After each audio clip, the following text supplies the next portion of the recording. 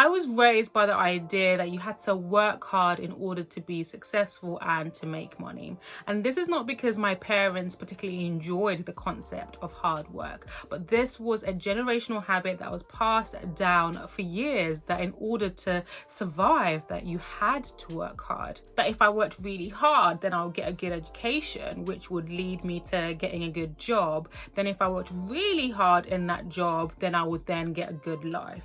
But how many of you have also followed the same path but are not living the life that they want to? Better yet, how many of you have followed that path but are not happy?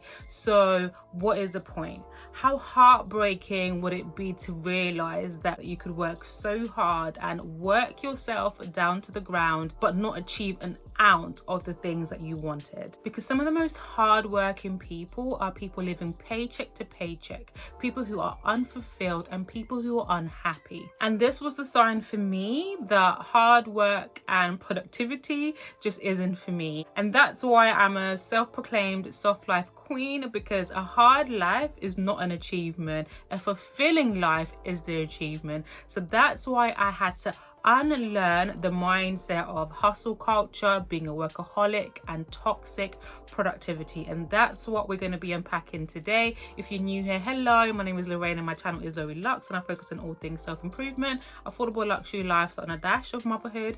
If you love all that, I hope that you do then subscribe to my channel and join the family. Before we go any further, we have to address the elephant in the room.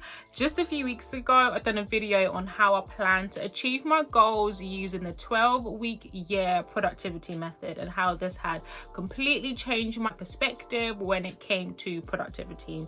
And one of the goals that I had set for myself was to reach 50,000 subscribers in 12 weeks. And by the recording of this video, we are nowhere near that.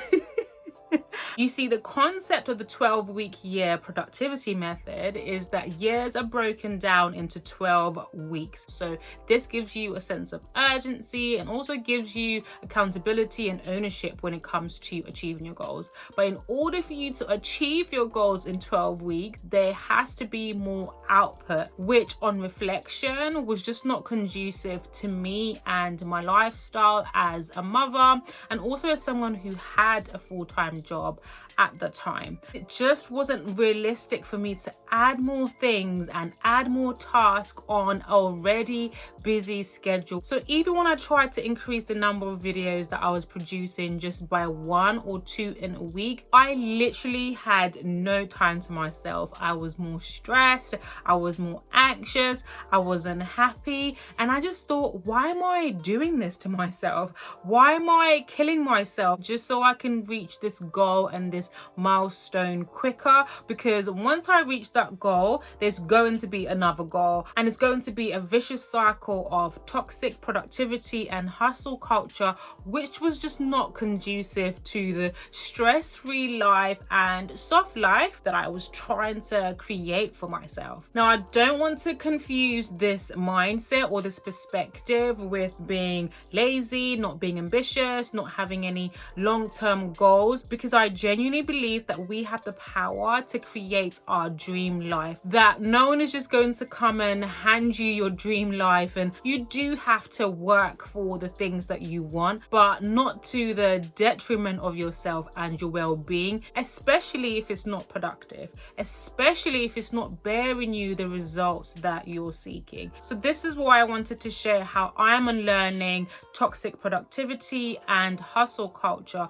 whilst being productive and being fulfilled and being happy. I have this bad habit of always being on the go, and I'm not just talking about physically, I'm talking about mentally, where my mind is always racing, coming up with new plans and new ideas, that I was never fully rested. That even when I was sitting down watching TV, I would either have my phone in my hand or my laptop there, and I'm researching or I'm doing something, because I felt guilty, like I can't just waste this time, that I only have so much time in the day and that I shouldn't waste it. So I was never fully rested. My idea of rest did not take into account resting my mind. My idea of rest was when I was literally sleeping. So what I've been doing that's been really helpful is actually setting aside time to do nothing, where I'm not doing anything, where I'm not thinking about anything, just being at one with myself, just being present.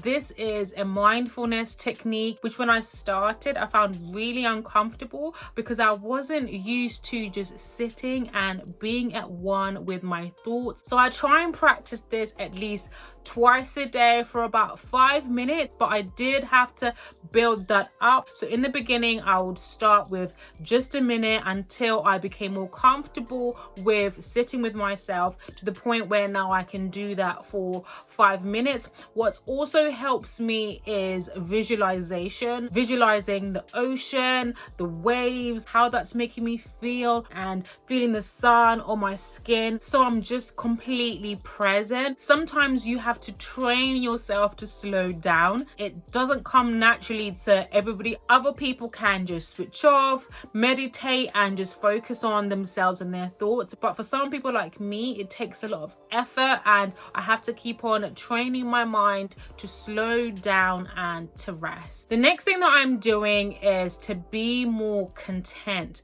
One of the main motivators for productivity is feeling unsatisfied, feeling unfulfilled, and just wanting more out of life. Now, I don't want this to come from a place of privilege, because we all have a certain level of privileges, whether we like it or not. So I'm not ignorant to that fact. I am talking about the majority of people who have the luxury of having a roof over their head, of not worrying about, what meal that they're going to eat next, who have, clothes on their backs, and, for the majority of the time have their basic needs met. Okay, so that's the kind of place that I am coming from, that there has to be a level of being content and happy with where you are in life. Okay, and sometimes this comes with having to remind yourself of what you have. And even though the power of gratitude is something that I've always been aware of, it's something that my therapist reminded me of a few weeks ago, to actually jot down the things that I am grateful for, because I was just so frustrated about how things were going in my life and how everything was going wrong, and the slow or lack of progress, the progression of my life was going. And she just reminded me the importance of taking stock of the things that I already have and the things that I was grateful for, instead of feeling unfulfilled and unsatisfied, like I should be doing more. It just gave me a sense of peace and happiness and feeling of content, that I have a lot more than I realized, which is why I mentioned previously about the place of privilege that I could be coming off from, because an outsider can be looking at my life and thinking how amazing my life is, and how I have this and how I have that. So being content has really been healing me and helping me unlearn all these concepts of hustle culture, being constantly on the go, what's the next step. And the reason why that's so powerful is because the steps and the actions that I'm making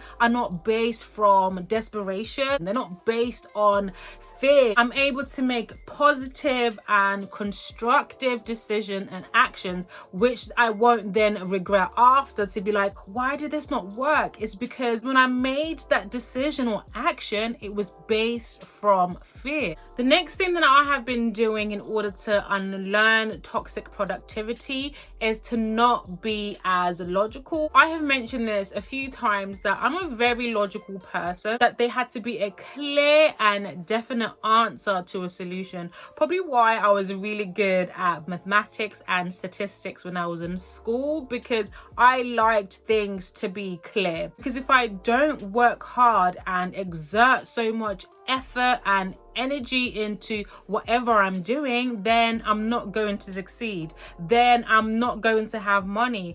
Then I'm not going to pay my bills. Literally, if someone said to me, it's all going to work out, everything is going to be okay, I'll be like, how?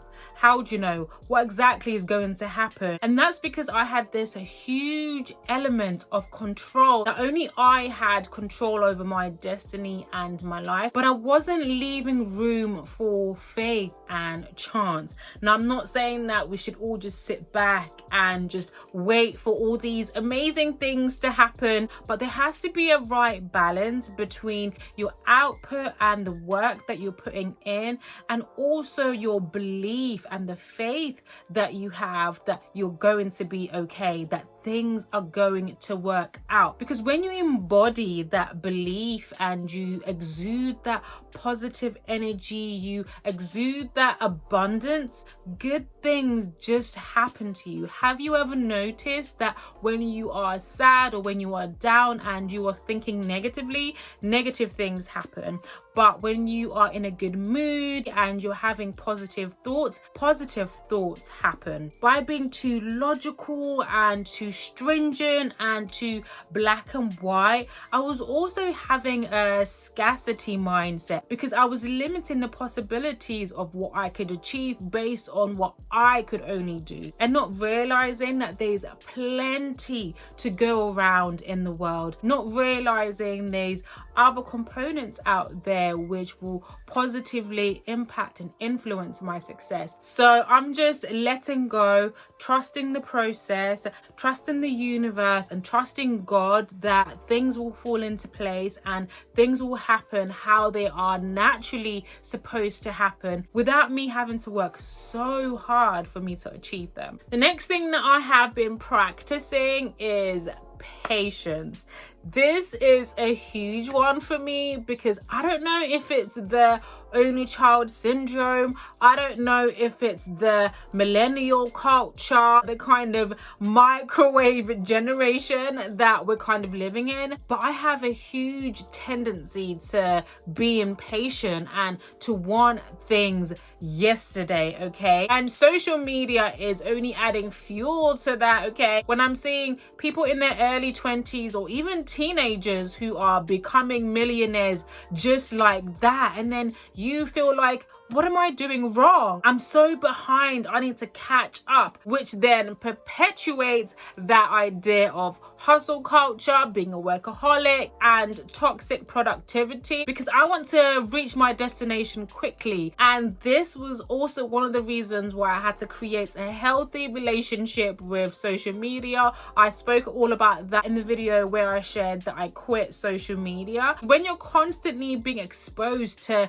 success stories and how amazing people's lives are, you end up feeling inferior. You end up feeling like you are so behind because you're comparing yourself to those people. Being patient is helping me understand that everyone's journey is different. You know, someone can just become an overnight success and become a millionaire and a billionaire just like that, whereas it could take somebody else longer, even years, to reach that same milestone. Sometimes we might look at somebody's end product or somebody's success story, but we actually don't know the details of that person. What did that person have to do to sacrifice to get to where they are? How long did it actually take that person to be a success? What did they know? What advantages or privileges did they have? What were their skills? What were their knowledge? Being impatient, again, could lead to making desperate decisions or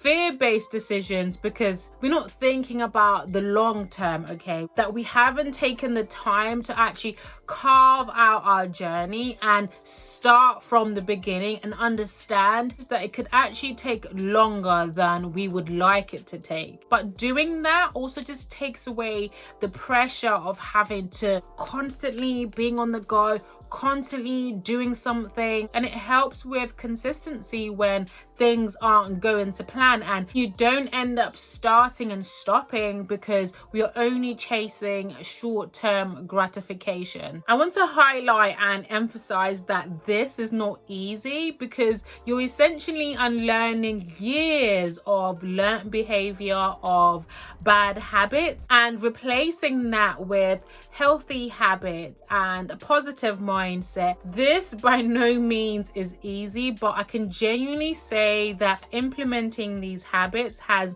not only made me happier, satisfied, and fulfilled with my life, it's actually made me more productive, but in a healthy way. Do me a favor, like this video because it gets shared out to more people who hopefully find it just as valuable as you have found it. Comment down below your healthy habits that make you happy and productive. If you have come all this way, thank you so much, but do not click off without subscribing to my channel, pressing that notification bell and joining the family. Make sure you check out this video because you're going to find it just as valuable. I will see you guys in my next video. Bye lovelies.